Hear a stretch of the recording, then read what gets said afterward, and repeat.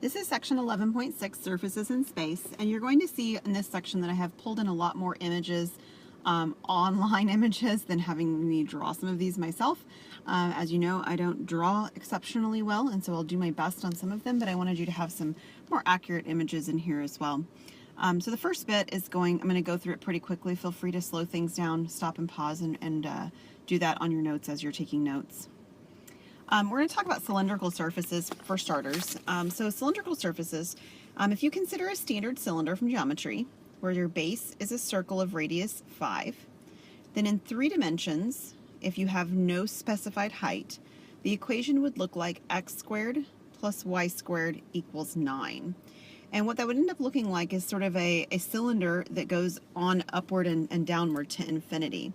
We would call this a right circular cylinder.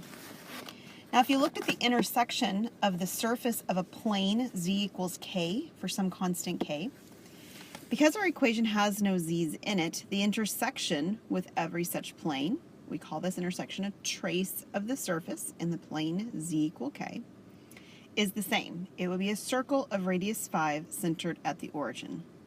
So you can kind of picture sort of intersecting this, infinitely tall cylinder with like a piece of paper. And if you intersected it with a plane that is horizontal to the xy plane, it would intersect it in such a way that it would have a cross section or a trace of another circle.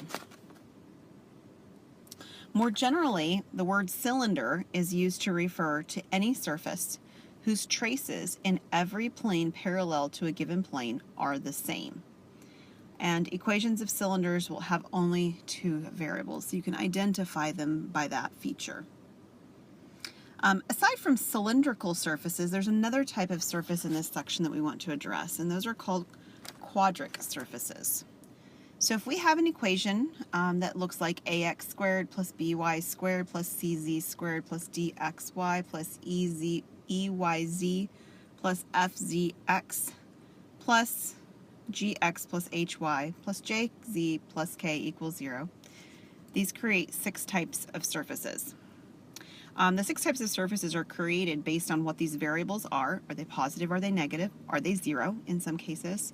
And by looking at these different components, the A, the B, the C, all of these different components, we can actually identify which of the following 6 surfaces we have. So one is called an ellipsoid. And if you imagine an ellipse and sort of 3-dimensionalize it the way we 3-dimensionalize a circle into a sphere, then you have the image of an ellipsoid. The other ones are ones, well, actually the next 2 are ones I would say that you don't have probably a real good picture of what a hyperboloid of 1 sheet or a hyperboloid of 2 sheets are. So I'll show that one in a minute. Elliptic cone, so imagine again a cone, like a circular cone, but maybe the cross sections are ellipses instead of cross sections of circles. And then the last 2, again, you probably don't have a real good picture of what an elliptic paraboloid or a hyperbolic paraboloid are, but we're going to take a look at those. So this is where I've got some of these images put in here where I'm not drawing them, and so we're going to sort of rely on these images to give us a good idea. Ellipsoid, we already mentioned this one. If you take a look at this looks like a sphere that's elongated. And in fact, if A, B, and C were all the same value but not 0, it would be a sphere. So this is an ellipsoid's image. We have a hyperboloid of 1 sheet. Okay, so if you imagine over here on the edges, right, these form a hyperbola, right? A hyperbola. And this is 1 sheet because it's 1 continuous surface. The axis, that is the part that goes down the middle of this thing, corresponds with a negative coefficient. So that's actually why you see this one sort of drawn vertically, is because the axis is actually, of this hyperboloid, is actually the z-axis. This is a hyperboloid of 2 sheets. So it's called a hyperbola of 2 sheets because there's 2 separate disconnected images. Again, you can see the hyperbola, right? So here's my hyperbola happening here. And the axis that you're getting here, again, is the z-axis, right? So this is not, unfortunately, I didn't get the image very good, but this would be the x-axis. So I'll write it in that way because the axis corresponds to the positive coefficient. So the way that we would normally draw that would be really difficult to see on my screen, that it was the x-axis and we would see this image. So we can relabel the axis if it's helpful to us, and this would simply be along the x-axis. Elliptic cones. So again, kind of imagining a cone, but you've got two parts of the cone, the upward part and the downward part. And the axis again corresponds with the variable. It's a negative coefficient, so that's why you're seeing this variable or this coefficient here of z. Not the coefficient, but this axis of z. The next one is elliptic paraboloid. So you can see the paraboloid here, right? So here's the paraboloid happening, and you can also see the ellipse because there's the ellipse going on.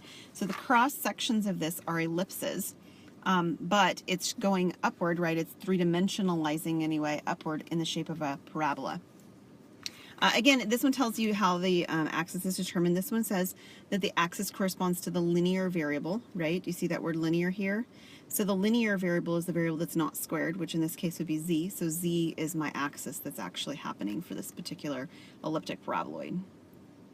And the last one is a hyperbolic paraboloid. And on this one, it looks like a saddle, which is super cool stuff. If you take a look on this one, you see hyperbola happening here, or not here, I'm sorry, this is the parabola happening, that's what I meant to say. You see our parabolas happening here and here, and you actually see hyperbolas happening in the other direction right here. So we have the images of both things happening in the same graph. It's very interesting because it looks like you've got one direction here, and then you've got this other direction happening here. Simultaneously, which is why we have that saddle-like shape. All right, so we're going to do some examples. I'm going to do my very best to sketch for you. I promise if I can't draw it, I'm not going to expect you to be able to draw it perfectly either, but I do expect you to give your reasonable effort at making a sketch. So the first thing we're going to have to do as we look at these is to identify which kind of graph we're working on. So this one, you'll notice, has only two variables, and because it does, this would be a cylinder. Okay, so a cylinder, we'll have to draw it in such a way that it looks like it actually has, a top and a bottom, basically. But it's going to end up looking like we have, right, these two images. We'll do another one of them.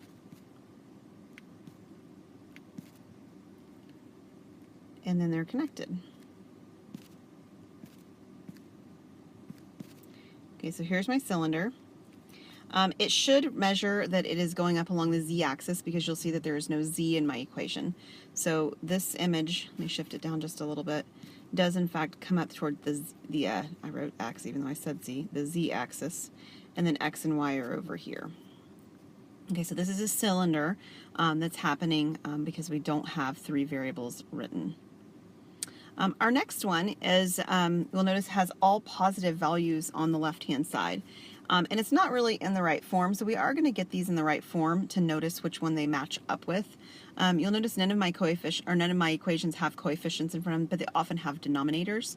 So in fact, if I were to divide every denominator by 9, every numerator or every value by 9, so I have 9 in the denominator, then I would end up with x squared over 1 if you would like to write it that way, y squared over 9 plus z squared equals 1.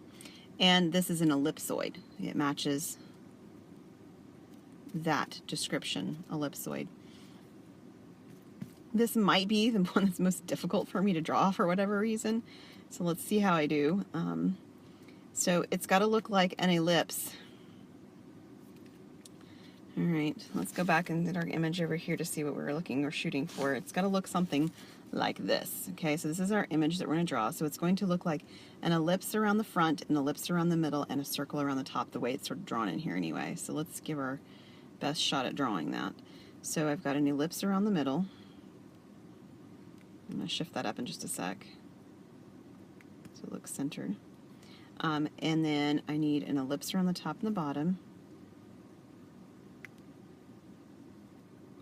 And then it looks like a circle around the other edge.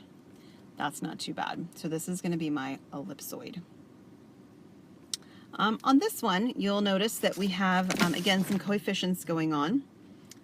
Oops, this was not supposed to be number 7. I'm supposed to have number 3. Let me see if I can find number 3. Okay, I guess I've lost number 3 for the moment. I'll record a second video so I can find it, but I don't want to stop this one. So let's just jump to number 7, and I'll come back and do 3 through 6 because those seem to be missing for some reason. All right, so on number 3, you'll notice that some of them are positive and some of them are negative. You'll also notice that we've got some coefficients, like I was about to say, on this number 7. So if we're going to divide by the coefficients so that they all have the same, coefficient in front, which is a 1, and then they've got potentially denominators. And always in the equations that we have, they write the positive value in the front. So this would start out as z squared, and then it would have minus x squared over 9, minus y squared over 9, and it equals 1. So on this one, this actually is the hyperboloid of 2 sheets.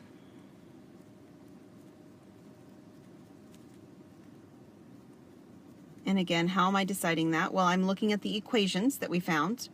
And as I look at the equations, I'm identifying which one has the right signs, the right exponents, and so forth. And this one has both negative signs on 2 of the variables, and they're all squared. And so on this one, it is the z-axis, right, because it's the positive axis that I'm extending around. So as I'm looking at this one, it kind of looks like I've got a parabola. Oops, let me get the right pen. A parabola on the top that's 3-dimensionalized, right? And then I've got a parabola on bottom that is 3-dimensionalized as well. So not a great picture, but you have the right idea, hopefully, that you've got these 2 sort of cup-like shapes, one on top and one on bottom.